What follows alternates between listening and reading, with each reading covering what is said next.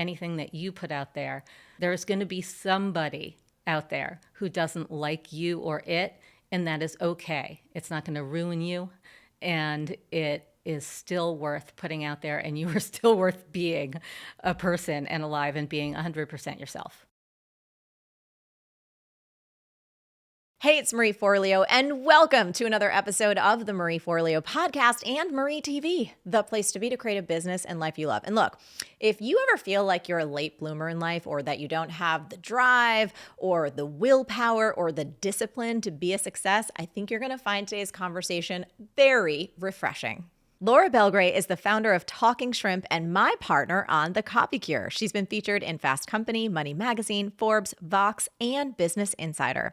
She's also written for Fandango and Bravo and NBC and HBO and Nick at Nite, Nickelodeon, TV Land, VH1, Lifetime, and so much more. Belgray lives here in New York City and, except for college, has never lived anywhere else. Can you believe it? Her book, Tough Titties, is available wherever books are sold. Dude, Belgray. You did it. Like, congratulations. We're going to talk so much about this. So for everyone watching or listening right now, there's likely going to be explicit language. So if you're like super sensitive, we're going to talk about some things. You need to put your headphones in or just choose not to listen to this one. But do not send me like Dear Marie emails like, why are you so unprofessional? No, I don't want to hear it.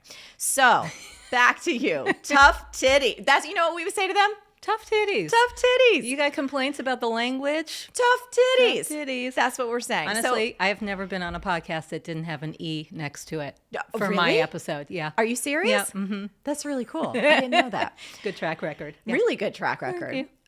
So I know Tough Titties was tough titties to actually write, and we're going to talk about that. But before we get into process and all the fun things, what was the core inspiration to write this particular book, and what are you hoping that readers get out of it?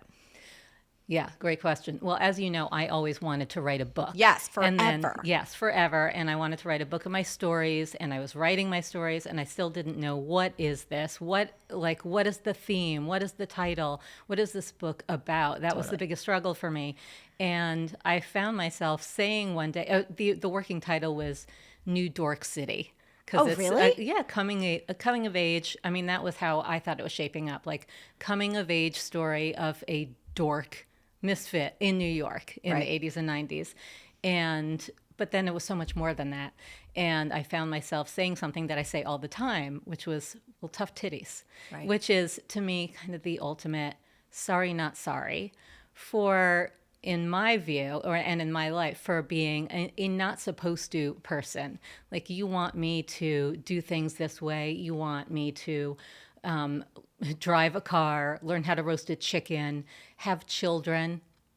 Tough titties. You want ain't gonna happen. Ain't gonna happen. You want me to do my business this way. You want me to work 9 to 5. Tough titties. Right. So that's where the impetus and the title came from. And then as I was writing it and thinking about who's going to read this book, what is it going to do for them?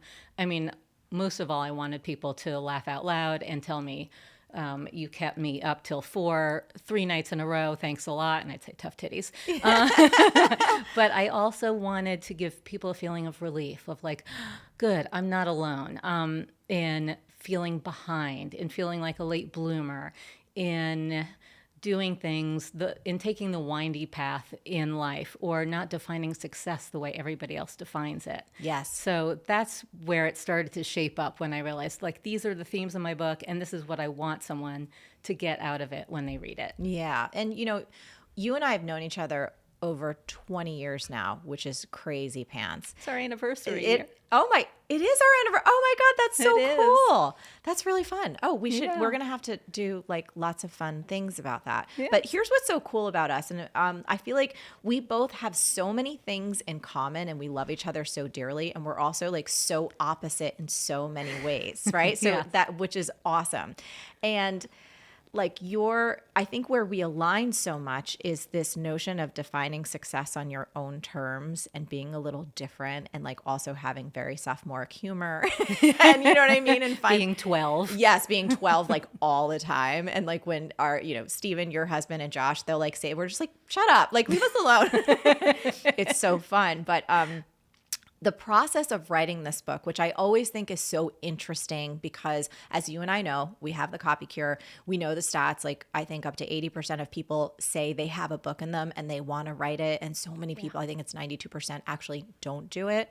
And people read your emails, people engage with your writing. Like you have such a beautiful, unique, funny voice. Like you're brilliant as a writer. And I know because we're super close friends, this book was fucking hell to get out of you. So do you want to talk a little bit about that? Because again, the impetus of the book is to help people feel, you know, less alone. And if they admire you, so many people are like, oh my God, Laura Belgray's writing. And then they know, you know, how tough it was. I think it'll make people feel better. I totally agree. I think sharing your struggles and the moments when you were crying and maybe considering giving back your book advance. Yes. We talked about that. To people. We did. Yeah. I mean, it was so helpful to me to hear from you. You know what? I went through the same thing. Oh my God. You remember that book almost killed me. Like, right. Not legitimately, but like soulfully and like, you know, ego wise. It was like, ugh. Yeah. And this book almost killed me. I mean, you saw me. It was almost a full year and definitely a full summer of me blocking off every day for book. It would say on my calendar, book. Yeah. That's it. Book writing day. And I would open my laptop to to the manuscript in a Google Doc, look at it for a minute, and then get up and pace, and then watch some Netflix, and then watch some Vanderpump Rules, read a book that would either make me feel like I'll never be able to write a book like this, or that was just garbage. Yep. That made me feel a little better. Like cry, worry my husband, consider like, oh, so this is why people do drugs.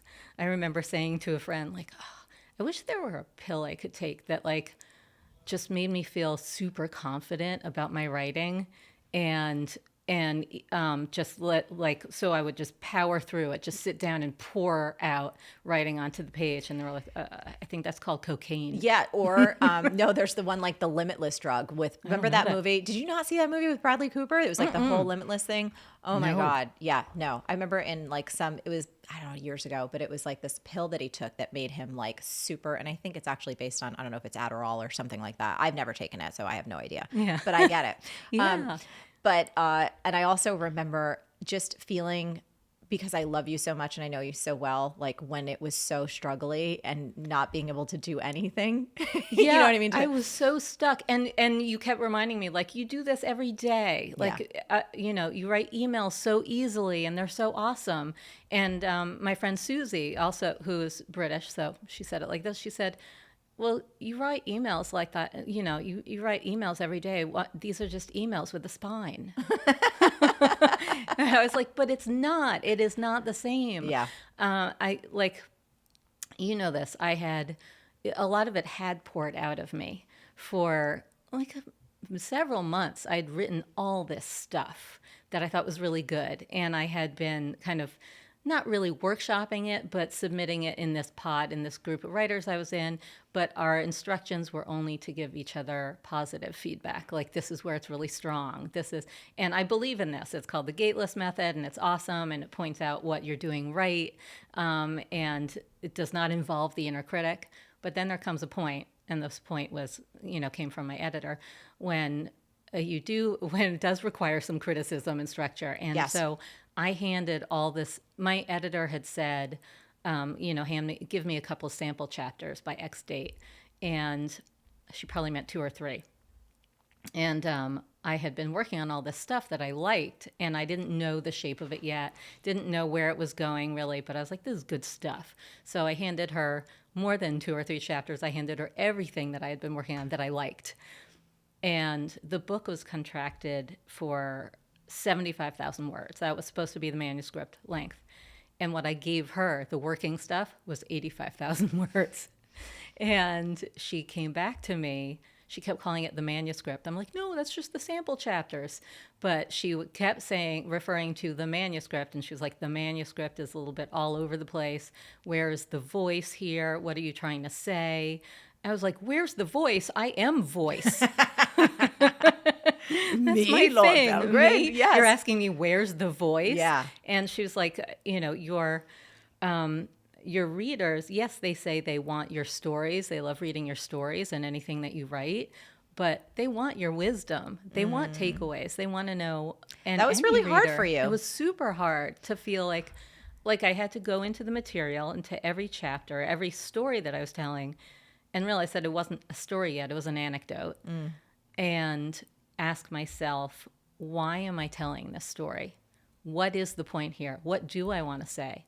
And sometimes it was not evident. I didn't know why. Yeah. Like, I don't know why I'm talking about this, adventure that my friends and I had with a world-renowned director who was a little bit of a sleazebag, and we got into a little thing with him. I'm like, it's just funny. Like, Yeah. I just think it's a funny story, and I had to find the meaning. Where's the meaning in this? Yeah. I had to make every chapter arc to some kind of meaning, Yeah. which is what we all have to do when we write, when we really want to tell a story. You can't end it with, and it was really funny. In a Fry voice. Right. Okay, so let's get into some of the stories. So you're like super brutally honest about so many things in the book, but especially your younger years. And it seems like there was some pivotal lessons that carried you forward. So you write, the key to creativity, business, art, self-expression, and the kind of success I value is to remind yourself that life is not sixth grade. In fact, it's the opposite. Standing out is where it's at. Tell us more. Yes. Standing out is where it's at. And this is when you're a grown-up in business or just in life itself. Like, I think all of us learn, especially in middle school, that fitting in is where it's at. That's, when You you're tried to growing fit up, in so I bad. tried too. so hard I had to no fit in. idea. Yeah. And most of it was a flop. But so what you're reading is from the chapter called Deb Fishbone Likes This. Yep. And it is about me hate following my sixth grade bully on social media years later, like in current times, and what she did to me. And it's your pretty standard fare. It's enough. She didn't beat me up, Right, or anything like that, but she stole my best friend and got me kicked out of my friend group. And then the worst thing that she did, even that was horrible. Like, it was a year of hell. But I had written this piece for English class, like a creative writing assignment that was and not at all autobiographical story, I like to say, about someone named Liddy, not Laura, because it was totally not me, who went to a different private school in New York City, totally not my school. And I was really pleased with it. So it was called, Liddy and Me. And I had it was handed back to me, probably with an A, and I had it in the lunchroom. And Deb Fishbone, my sworn enemy, grabbed it out of my hands while I was like, hey, that's mine. And she started reading it aloud to everybody. Oof. And she just had a knack, like a radar for your vulnerability, yes, your hot buttons. And she flips to a page where it says, I have good friends, but I feel like I'm losing them slowly. And she read it out loud and goes, this is you. And I was like, what? No, it's not. It's fiction. Duh. You never heard of fiction? And she's like, no, this is you. Oof. And I have never felt so called out in my life, like just so very vulnerable. And it was one of those moments that taught me falsely. But it was a lesson that I learned in that moment. Like, it is not safe to be me. It's not safe to express myself, to stand out. Fitting in is everything. Standing out is death. And I'm pretty sure that's why, A, I stopped writing for a very long time. Like, I just didn't want to put myself on the page. And B, I tried so hard to fit in for so many years. And also, we all want to belong. So I still love the feeling of belonging. Yes. I'm still always looking for that feeling that I call the peach pit feeling, based on 90210, which didn't exist at the time, but it was something I always wanted. Yeah. Like, of gathering, they all gather at this coffee shop, well, malt shop called the Peach Pit after school. And I always wanted that feeling of like a group, my group, and belonging. But as an adult, I have come to understand and remind myself constantly, whenever I have that feeling of like, somebody's not going to like this. Yes. Someone's going to be mad at me. Someone's going to, tear me down for saying I like this thing. Life is not sixth grade. And one person disliking you, or several people disliking you, cannot ruin you. Yes. When you're an adult. It can when you're in 6th grade. Yes. It can ruin your life. It's very when you're true. an adult, you're okay. You just have to remind yourself of that. And I like to say, unless they sue you, and then they can ruin you. We're going to stay away from that one. Yeah. Mm-hmm. So you finished college and you gave yourself some space and some time, and you write this, I love it. Be a disappointment for a while. It could be the best thing you do for your future. What do you mean by that? You know, for me, I love also talking about, I'm like the queen of disappointment. Yes. Another thing we have in common, but tell me what you mean by that in terms of being a disappointment for a little bit. Yeah. I mean, that was based on my full year after college where I lived at home. I lived at home till 26, so that was not unique. But I lived at home, went semi looking for bartending jobs. I wanted to be a bartender. I had this image of, having like fistfuls of cash and making it rain and pouring shots down people's throats, even though I didn't drink, and like working side by side with like Tom Cruise and maybe Rob Lowe. Your dream, that would have been everything. Totally.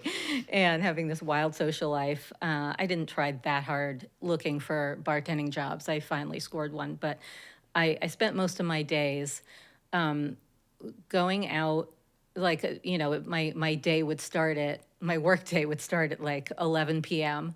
when I would shower, get ready to go out, then show up at my favorite bar, hang out there till maybe 4 a.m. I didn't drink. I was drinking Diet Cokes, but I think everyone thought I was like the town drunk. Yep. And then wake up, next day around noon, eat, chow cornflakes in my childhood bedroom, watching ABC soaps, go to the gym, buy Lycra tops, because you can never have too many Lycra crop tops for going out in 1991. And that was my dad and my mom would both come into my room every day and say, "How's the job hunt going?" And I would say, "I'm pounding the pavement." Did you actually believe that? Like when I read that, I was like, Lord Belgray. I did, because I did go out 1 or 2 days with a stack of resumes under my arm and in a very work-appropriate dress and earrings and walk up and down like Columbus Avenue and Amsterdam Avenue asking bar owners if they needed any help. And that took so much out of me. I felt so exhausted and accomplished from doing that I really felt like I was pounding the pavement. And sometimes I would open the paper and look in the classifieds, and any job that appealed to me, because I wanted something creative and like, quote, a word I think I might have coined, entertainment-y. Yes. It would say requires a self-starter or must be detail-oriented. And I was like, nope. That rules me out. And I learned that self-starter meant it was either printer sales or phone sex. Oh, wow. Yeah. Yeah, that's a whole different thing. Yeah. So taking your time and really not being successful getting a job and being a disappointment for a little while, what do you feel like that led to for you? Was there a bit of healing? Was there a bit of like recognition of what you actually wanted to do? Yeah, well, for one thing, it left me open to an opportunity that I never would have been able to take advantage of if I had been out working a job like my friends who are, paralegals and working in a bookstore and doing all the things you're supposed to do. Yeah. A friend called me at around 11 a.m. I like to say 10, but I think it was more like 11, and was like, "Sorry for waking you." I was like, I'm not asleep. I'm awake. And she's like, "Well, I've got, I'm here with this author, Lisa Birnbach, who wrote the Preppy Handbook, which was a huge book back in that time during the preppy years." And she's like, "And we were fact checking her guide to colleges, a new book that was coming out, and she needs more fact checkers. Can you come in?" I was like, "Today?" Because I had planned to go to a step aerobics class and do my thing. She's like, "Yeah, we need you now." I was like, "Okay. I will get dressed and go in and do it." And I did. And that job, first of all, it was really fun. It was exactly what I had kind of hoped for in a job. And it was entertainment-y. Yeah. And it led to everything else in my life. So for one, just being home, sleeping late, and available for that opportunity, that's the reason I have the life I do now. But And who knows? It's a sliding doors thing. Yes. Like I would have just a totally different life Yeah. if I'd pounded the pavement the way I should have. But also, I do feel like I had that year under my belt. I never felt, I didn't feel like, oh, I didn't have time to just loaf around and be me. And I think I needed that. Yeah. And I needed time to get a little squirrely and feel like I need to be productive. So, yeah, I think it was healing, but also it left a door open Yeah. for me for other opportunities. And for an opportunity that really led to everything Yeah. that you have become. Okay, real fast. If you are loving this conversation, then you're really going to love my free audio coaching program called How to Get Anything You Want. You need it in your life. You can go over to marieforleo.com/subscribe right now. It'll give you 3 steps to turn any dream into reality. Let's talk about how both your parents are a source of inspiration and sometimes a cautionary tale. Like you saw both your dad and your mom, right, switch careers. Tell us about that, because it seems like it planted a seed that it's okay to have a relaxed timeline, and it's also okay to change things up, which is very different than what I think a lot of the cultural messaging is. Yes, and especially back then. So my dad, when I was little, and from like the 60s into the 70s, was an industrial engineer for the airlines. He worked for American Airlines and then Eastern Airlines and had great perks.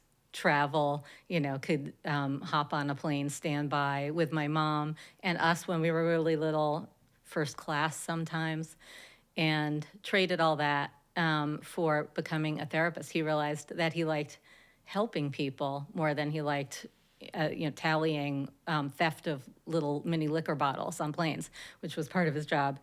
And so he went back to school and became a psychoanalyst.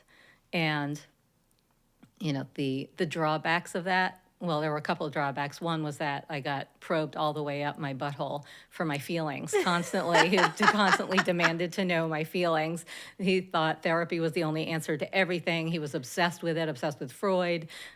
He called the book Letting Go Europe. It's called Let's Go Europe. It's a travel series. Let's Go Europe, Let's Go whatever. He called it Letting Go when I went off for the first time as a teenager. He's read into everything. So that was a pain in the ass. But what I saw was the courage to switch careers. Yeah. Like he was in his 40s when he did. And it was a big switch and pretty courageous. And he had a good gig working for the airlines. Stable. Right, stable, benefits, et cetera. It took him forever, another late bloomer, to write his PhD, to write his thesis and get his PhD. It took him like 10 years. But another thing that I saw in him was this obsession with what he did for work that I wanted. He was so into what he did that he never wanted to retire. And he worked until pretty much almost his dying day. He still had clients. And he would say, I never want to stop working. And I always felt like, so this was a positive and a negative. Like, I won't settle for anything less than work that makes me feel like I want to do this till my dying day. And I would do this even if nobody were paying me. And then my mom, partly and possibly inspired by my dad and pushed by him a little bit, she also switched careers in her 40s. So she had her PhD before he did. She was a musicologist. And she had worked in the recording industry. And then she taught music a little bit. She wasn't really sure what she wanted to do anymore. And she took those diagnostic tests. He made her take a class on like finding your thing. And what color is your parachute? What color is your parachute? That book friggin' tortured me in the late 90s. Oh my God, I hated that book. Oh, my dad would never stop pushing that book on us. And I think my sister and I used to joke that it was called What Color is Your Phlegm? Because he would also ask that whenever we were sick. So my mom discovered that she loved children's books.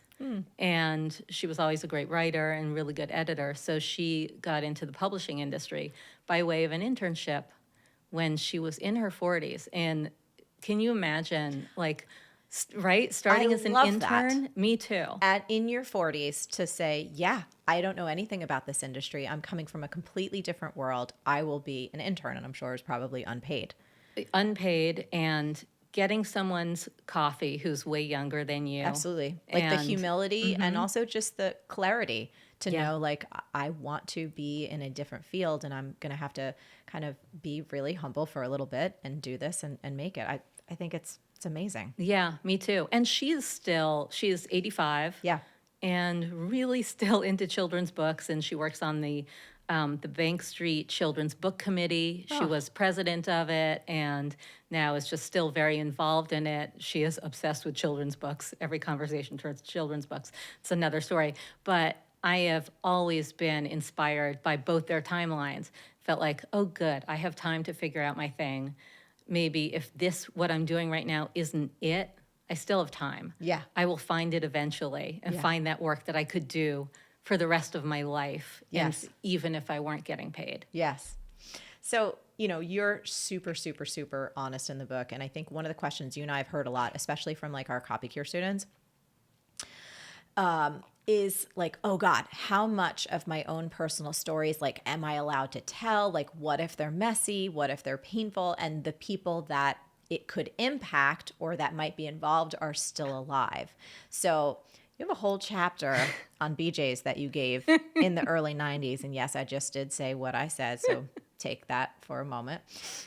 And I know Steven so well, right? We all spend so much time together, but I never asked you this. Like, did you actually talk to him about writing this chapter about all the guys you went down on before you actually decided to write it? Do you know what I mean? Like, you're like, honey, I'm because it's a lot. Like, I have to say, as your friend, because I've known you for 20 years, so I didn't know this part of you, right? In the 90s, you and I were doing like very different things. We sure were. And I was like, damn, girl, you talk about being lazy. Like, that's not lazy. Like, that's a level of ambition that I was like, shit, I didn't even know you had in you.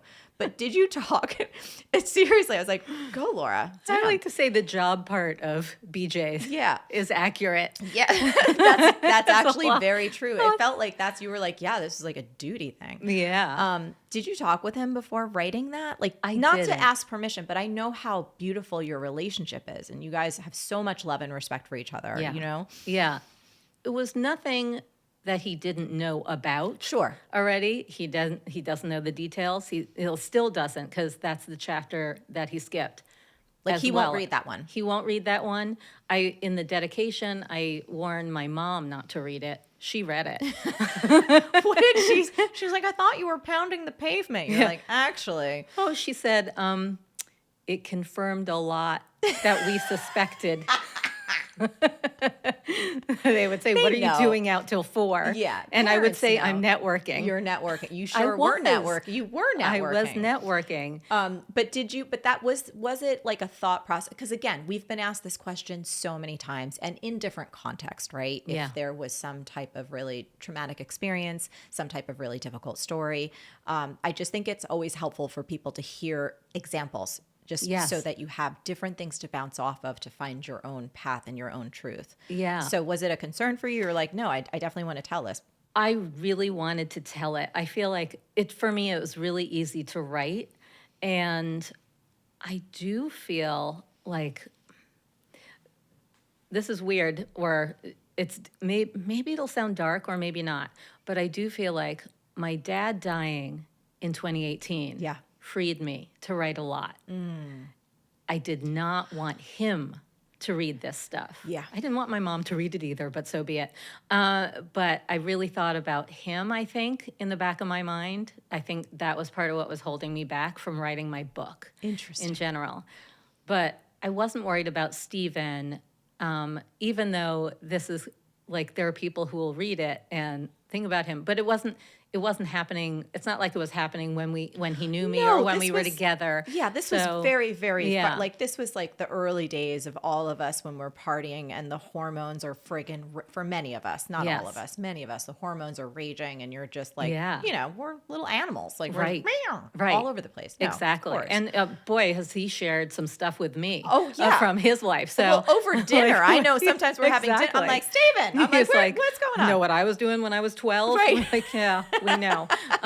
So I wasn't worried about that so much.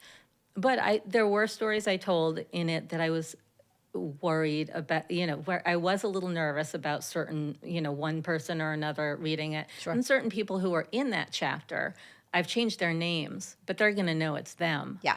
And so that made me a little nervous, but I really enjoy sharing my truth honestly. Yeah. Like, I love being honest in my writing. And so there's very little that I won't put on the page. About my current private life, that's not up for grabs. Like, that's off the table. Right. But my past, I also feel a little, in a way, like that was a different person. It was a different time, a different person. I mean, a lot of what I wrote made me think, who was that person? Yeah. It's so far from who I am. So in a way, it felt like fiction. Yeah.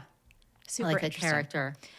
Yeah. So one thing that surprised me, actually, when I was reading the book was the baby fever chapter, because I learned that you actually struggled a little bit with your decision not to have kids. And like you and I, we walk around all the time. Yeah. And, we're both childless by absolute choice. Right. And I just always thought, for whatever reason, I don't know if we ever really discussed it, I always thought that you kind of knew that it was a no for you. Do you know what I mean? Like, that was just your truth. Yeah. But let's talk about how happy you felt when you actually checked in with Steven. Do you know what I mean? And you guys Yes. had that conversation like, hey, would you be okay if we didn't Yeah. have kids? And you're like, yay, we're actually not going for it. Yeah, it was such a relief for me because I did spend so many years wanting to want them and waiting to want them. And I knew that I didn't want them. Like, but deep down, you knew. Deep down, I knew, and I never had. When someone was like, "You want to hold the baby?" I was like, "Oh, sure." And then I would wait. I'd be like, "Okay, hold the baby." Yes, that was fun. What a sweet baby. I never felt. I never had. It's called baby fever because baby fever is something everyone else had, and our whole society has.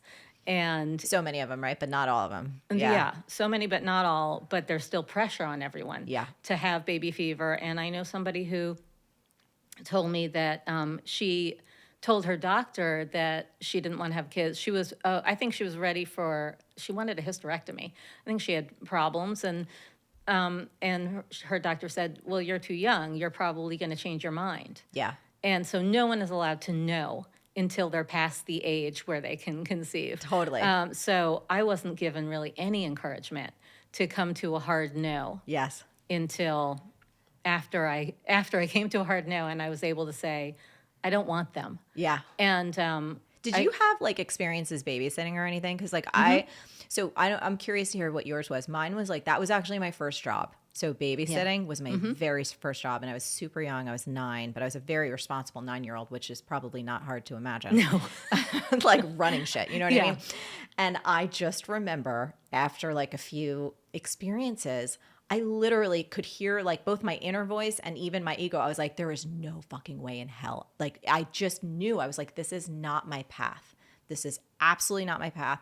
And then as the years went on, and like, I would have relationships, not Josh, and they'd be like, oh, I can't wait to get married and have kids. I'm like, do you have any idea? Like, Right. You're not seeing me at all, because Yeah. that's not on the table, like not a bit. And my mom was even like, what's wrong with you? Like in my early 20s or whatever. I was like, actually, what's right with me? Like, I'm Yes. super clear. I'm so envious, or younger me is so envious of you for being that clear that you just didn't want them. Yeah. Because it was always posed to me as a someday. Yes. Like someday when you have kids. Yes. And I felt like, oh God, I hope someday is really, really far off. Do you know who was telling me I was going to regret it the most? Who? Older men. Oh, of course. They loved telling me because I would make such a good mom. I was so Yes. loving. I was so caring. I'm like, yeah, of course I am. And no. Yes, just because you can Doesn't you'd mean you be good- should. Right. I mean, you'd be. I would like to say to them, you would be an awesome ferry boat captain. Why aren't you one? You sure you don't want to be one? You sure you don't want to become a professional wrestler? Because you'd be so good at it.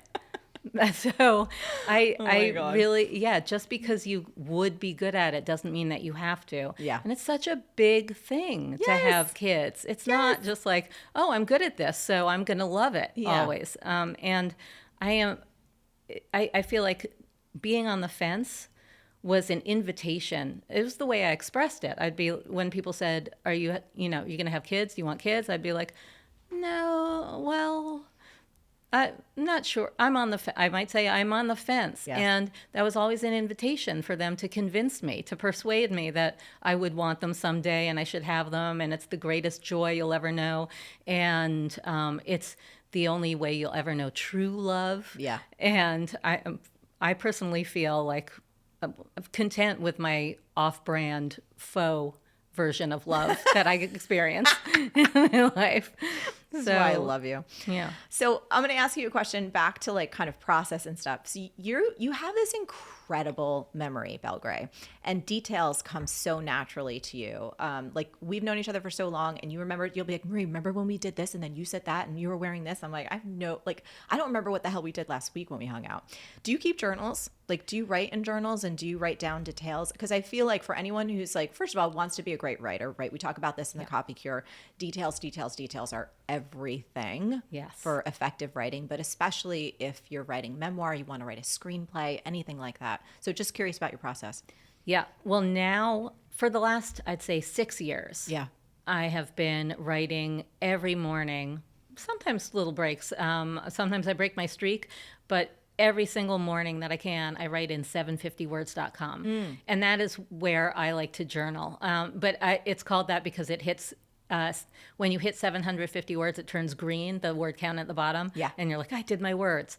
And so I use that for record keeping. Like I like to write down the details of, what I ate last night, what we did, what somebody said, because you forget all these things. I happen to have a really good memory for them. Yes. For what happened a long time ago. Yeah. But nobody's memory gets much better as they get older. Let's try and crack that code. Yeah, dude. exactly. Let's get some supplements So I'm going. glad to keep a record of them in that. So I think journaling is so important for being a writer. And God, do I wish I had started when I was like 10. Yeah. And had all those journals too. We were just cleaning out east, and Josh discovered this whole, like, I don't know, 20, 30 journals from when he was like 10 or 12. And you know me, I throw out everything, right? So I'm always like, dude, like, let's lose the clutter. And I don't have hardly anything. And I see him I'm like, don't throw those out. Those are gold, dude. I was like, do not touch those at all. Thank God. Thank God. It is gold. Gold. I can't believe the things that I thought I would remember. Yes. But just don't at all. I'm so happy for everything that I wrote down. And I did keep journals in a spotty way over the years, like in my 20s a little bit, in my 30s when I was in a terrible relationship. I'm very happy to have records of that. Yes.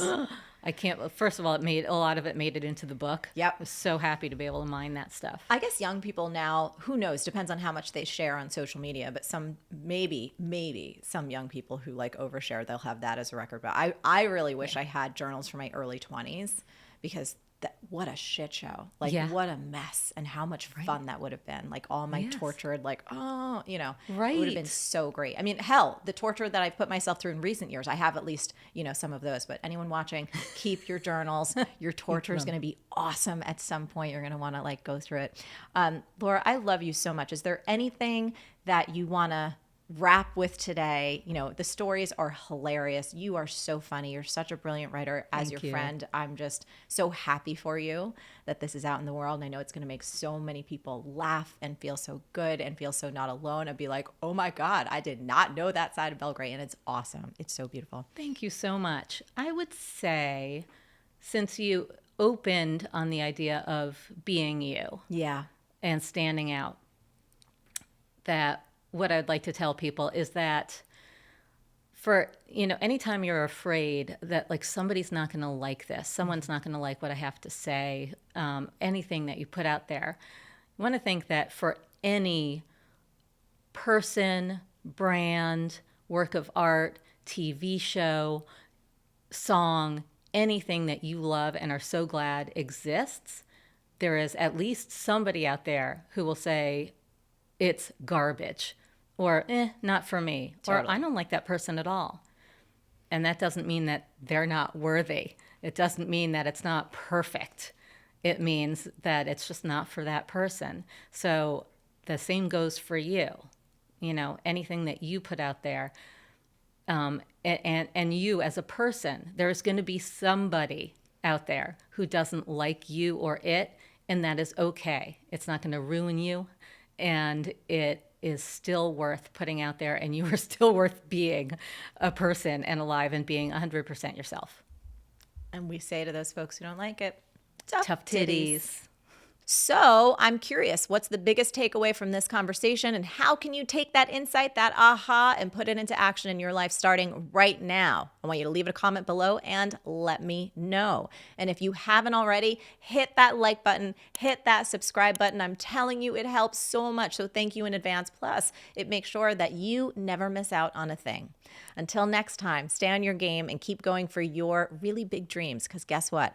The world really does need that super special gift that only you have.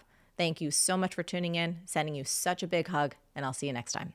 Now, if you enjoyed that one, I think you're really gonna love this next video, which is about how to get more done without burning yourself out. It is so good. Click here, watch it now. I'll see you there. I know precisely what I need to get done in order to feel successful for the day. And by the way, that's not 25 things. That's usually like 2 or 3. And I know anything beyond that is a bonus.